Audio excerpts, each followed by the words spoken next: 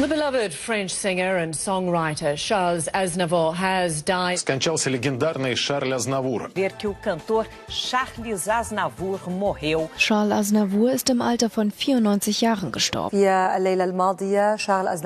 Hizo unas 1300 de esas canciones, entre ellas, ya saben, La Bohème. Charles Aznavour, il cantante francese di origini armene, aveva 94 anni. Votre femme, Charles, à ton âge, tu pourrais arrêter. Oui. Vous, si j'arrête, je meurs. Votre femme, bon ben continue alors. C'est vrai? Mais il y a aussi une autre chose qu'elle dit. Elle dit quoi? Elle a fini par dire, mais le métier c'est ta maîtresse. J'ai dit oui, mais elle me coûte rien. Il n'était pas question d'abandonner. C'est pas dans votre vocabulaire, ça, Charles. Ah non, moi je vais de l'avant, il n'y a pas de marche arrière chez moi. J'ai habité chez Charles pendant plus de 2 ans d'ailleurs. J'étais toujours à sa droite à table. Et on est devenus très amis. J'avais envie de l'aider parce que justement, on était presque du même signe, quoi. On était les maudits. Et il y a bien d'autres choses dans votre carrière, dans votre vie, dans votre cas, Charles Aznavour, qui paraissent a priori anormales. Par exemple, vous êtes tout petit. Oui.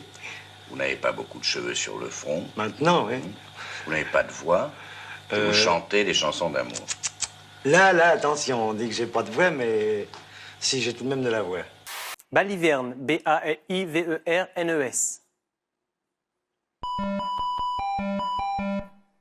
J'ai tout de même de la voix parce que une voix qui fait ça, qui fait 3 octaves, c'est tout de même une grande voix, je trouve.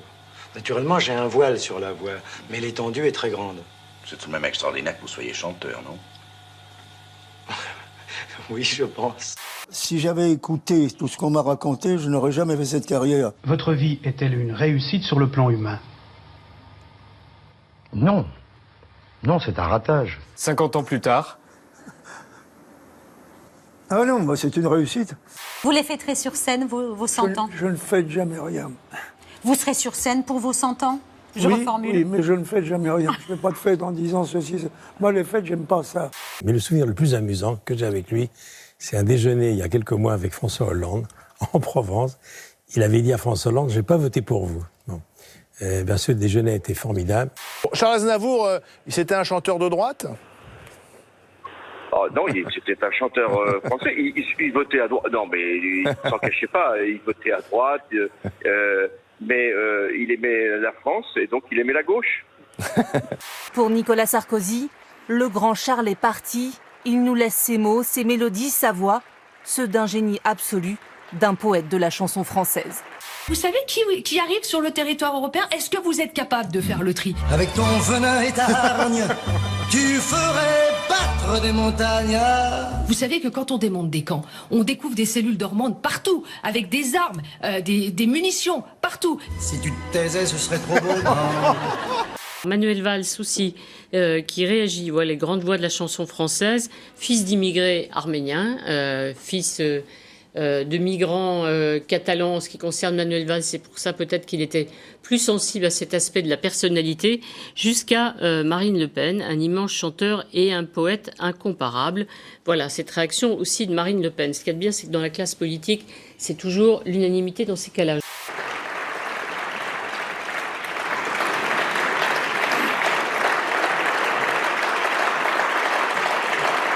Et toute la classe politique a rendu hommage à l'artiste. Emmanuel Macron a salué, je cite, un artiste profondément français, attaché viscéralement à ses racines arméniennes, reconnu dans le monde entier. Charles Aznavour est mort. Et je lui dis merci pour son immense carrière, mais surtout pour avoir contribué à stopper net les photos détournées de moi sur les réseaux sociaux avec des Antillais torse nu. Nick Conrad, un tweet dans lequel il explique qu'il n'a rien à voir avec le rappeur français qui a fait polémique ces derniers jours, et il explique surtout avoir reçu des menaces de mort, des menaces de mort en français notamment, qu'il essaye de traduire. Il joint à son tweet un exemple de cette menace qui lui dit tu vas mourir, et lui sa réponse est assez d'ailleurs savoureuse: avant de sortir ou de sortir un couteau ou d'appuyer sur la gâchette, vérifiez juste que c'est le bon Nick Conrad que vous attaquez, je suis le plus talentueux des deux. Et je me rappelais un coup, chien de ma soeur, il y avait 2 gens. puis je sentais une masse sur mon crâne. Qu'est-ce que c'est que ce bordel? Puis après, me réveille, puis le chien. Oh, m'a pété au nez, son foie. Puis ça, il y a des gros chiens comme ça, t'es fou, quand ça pète, ça pue. Il est 10h du matin quand un client inattendu entre dans ce bar PMU de Chantilly. Ce cheval au galop sème la panique, puis s'en va après un rapide aller-retour. Juste le temps de casser quelques chaises sans faire de blessés. La vidéo de cette scène insolite a été diffusée en ligne par le propriétaire du café. La pouliche venait d'une écurie à 1 km de là. Elle a été récupérée peu après.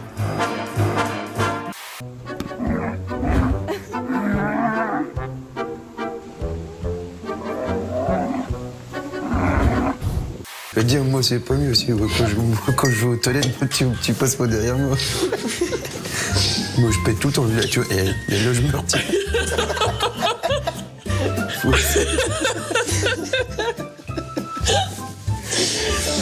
Mais moi, je suis une vraie usine à gaz. Quelle est votre définition d'acte sexuel déjà? Au 19e siècle, enfin, 19e siècle, Mais... allez, 1950, je disais, les jeunes de notre âge, ils n'avaient pas de pratique sexuelle entre eux. Tu crois que t'es sorti du micro-ondes ou quoi? J'adore prendre la tête aux gens quand ils croient qu'ils sont bien. C'est mon délire. Attends, je l'ai mis à dormir dans mon lit.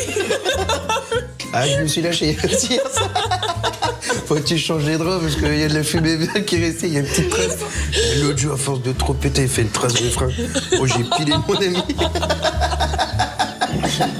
Bien étouffé. Bien étouffé. Oh, j'ai laissé de la gomme. Nous nous reverrons un jour.